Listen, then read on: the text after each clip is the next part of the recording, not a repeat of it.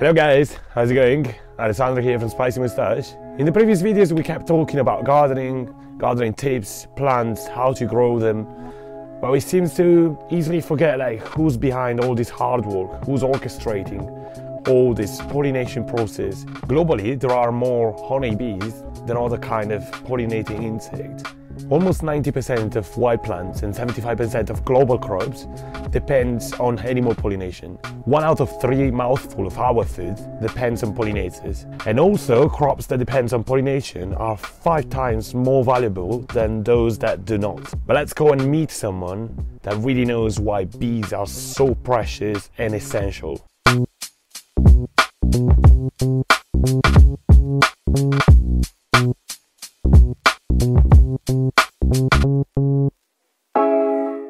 Today I went to Stepney City Farm to meet Mittal. It's a short travelling distance from my place. I'm based in between Leighton and Walthamstow. I just had to change between 1 bus and 1 tube, and I got there in roughly 40 minutes.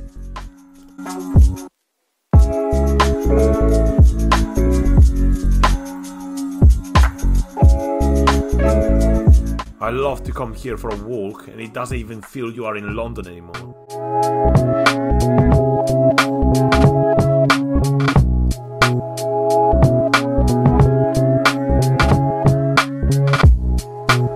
Hi, my name's Mittal Patel and I'm an urban beekeeper and the founder of Peerless Queen Honey here in London. So I started beekeeping nearly 10 years ago, and it came out of just an interest or a curiosity about learning about bees. And the more I learned about them, the more fascinated I become, and then eventually I took a beekeeping course and started being a beekeeper. What I do is specialise in urban beekeeping and urban sustainable honey. One of the things I find really fascinating about bees is how complex their society is and how they live, and it makes me more and more interested and wants me to learn more. They're so key and pivotal to everything about our ecosystem, where our food comes from and how things fit together. And the more I learn about how human activity is affecting and detrimenting that, the more I want to do to help teach and educate people about how important bees are and how important pollinators are in general, just for the sake of our own environment. So the beehive is generally divided up into 2 sections. The first section is the brood.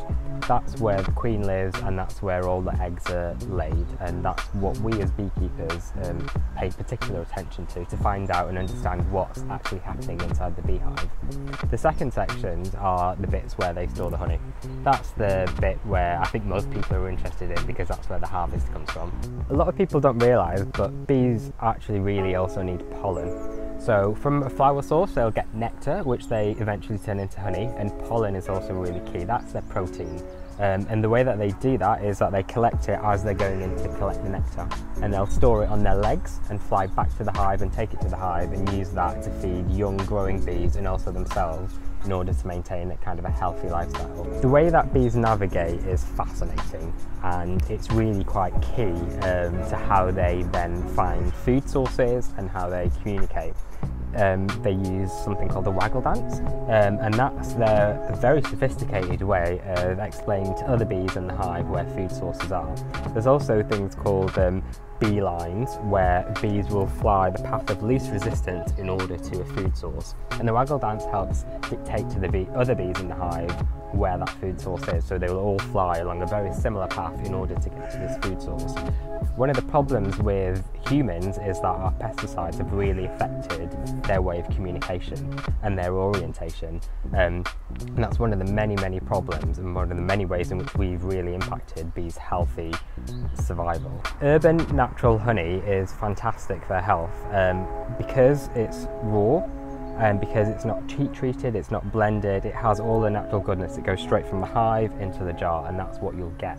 Supermarket mass-produced honey tends to be heat treated. It breaks down the sugar molecules, but it also breaks down the natural bacteria and pathogens that are in it. So at the end of the day, you're left with just cheap sugar syrup. Mittal gave me an amazing opportunity to check the bee world up close. He's preparing a bee smoker in order to calm the bees. We had to wear a full suit just as protective measure.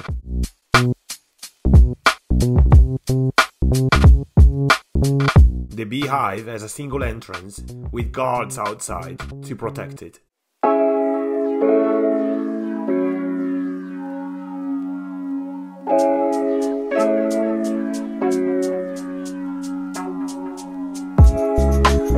As soon as he opened the hive, all the bees were still busy at work.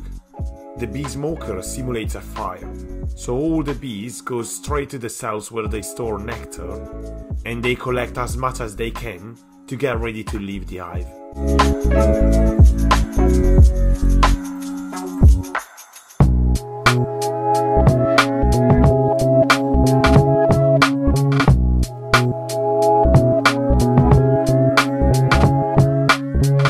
We had the chance to see the queen, but she doesn't really like to be exposed.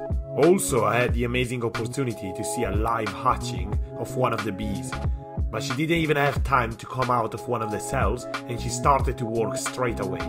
Wasps are a big enemy of bees as they steal honey. When bees are together, they surround the wasp in a bubble and kill her by moving the wings and raising the temperature in the bubble. I definitely recommend to everyone to try this amazing experience at least once. You can apply for some courses here, and also if you would like to try the honey, you could go to one of the many stockists around London, and it comes in different flavors depending on the area that it was produced. If you would like to see more videos like this, subscribe to my channel and turn on the notification setting in order to be advised every time I post a new video. So I'll see you next week for some more tips about urban gardening or a healthy life. Thank you for watching, see you next week.